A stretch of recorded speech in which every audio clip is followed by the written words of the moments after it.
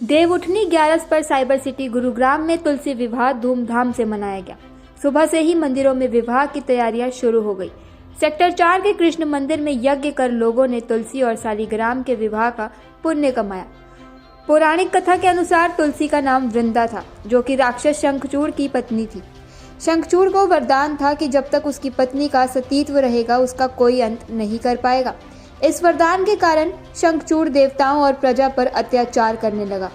सभी देवता अपनी व्यथा लेकर भगवान विष्णु और शिव के पास पहुंचे। मेरा नाम प्रमोद कुमार शास्त्री है। आज मंदिर में क्या कार्यक्रम रखा गया? आज के दिन तुलसी माता का विवाह हुआ था। सालिग्राम और तुलसी माता का शादी ब्याह किया गया था, जिसके आज एकादशी है। देव उत्थान एकादशी भी इसे कहते हैं। इस दिन सालिग्राम भगवान और तुलसी माता का विवाह किया संपन्न होता है। और ये जो एकादशी है, आज के दिन ही भगवान विष्णु निद्रा से जागे थे। 6 महीने तक जो है शयन करते हैं और 6 महीने तक भगवान निद्रा में रहते हैं। इसी दिन से देवताओं का जो है दिन आज से शुरू हो जाएगा और राक्षसों की रात्रि आज से ही प्रारंभ होगी।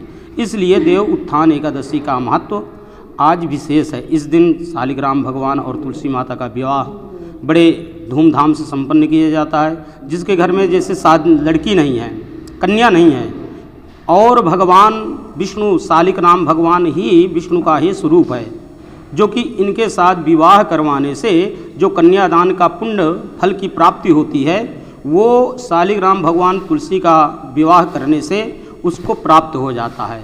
इसलिए कहा भी गया है, कन्यादानम महादानम। कन्यादान के बराबर कोई दान नहीं किया होता है। इसलिए कन्या का बड़ा विशेष महत्व है और इस एकादशी के दिन ही यह कार्य संपन्न किया जाता है। आज के दिन जो कोई व्रत करता है, व्रत का पालन करता है, वह अनेक जन्मों के पापों को नष्ट कर देता है। कहते हैं वैसे भी कार्तिक का महीना चल रहा है और कार्तिक के महीने में ये जो आज के दिन एकादशी है और पूर्णिमा के दिन जो एकादशी कार्तिक का जो महात्म का फल होता है, स्नान करने का फल होता है, अगर ये 5 दिन ही कर ले पालन तो पूरे महीने का उसको फल की प्राप्ति हो जाती है। कहते हैं जन्म जन्मांतरों के पाप तत्क्षण नष्ट हो जाते हैं। इस एकादशी का महत्व बहुत भारी है और तुलसी माता का भी महत्व आप सब जानते ही हैं। उनके हर एक पौधे पर, डाली पर, पत्तों पर नाना प्रकार के जो है औषधियाँ प्राप्त होती हैं। अनेक प्रकार के रोगों को नष्ट करने की क्षमता भी होती है और तुलसी हमारे पूजनीय परम पवित्र मानी गई है। इसलिए और तुलसी माता की कथा भी काफ़ी बृहद है।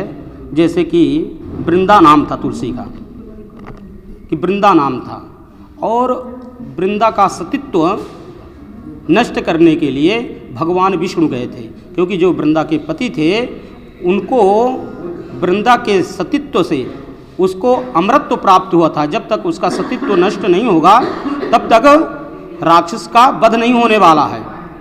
इस हेतु भगवान जो है छल का रूप, दूसरा रूप धारण करके, उसके पति का रूप धारण करके वृंदा के पास गए, उसका शील भंग किए, जिसके द्वारा वह शील उसका भंग हुआ और उसके पति की मृत्यु हुई।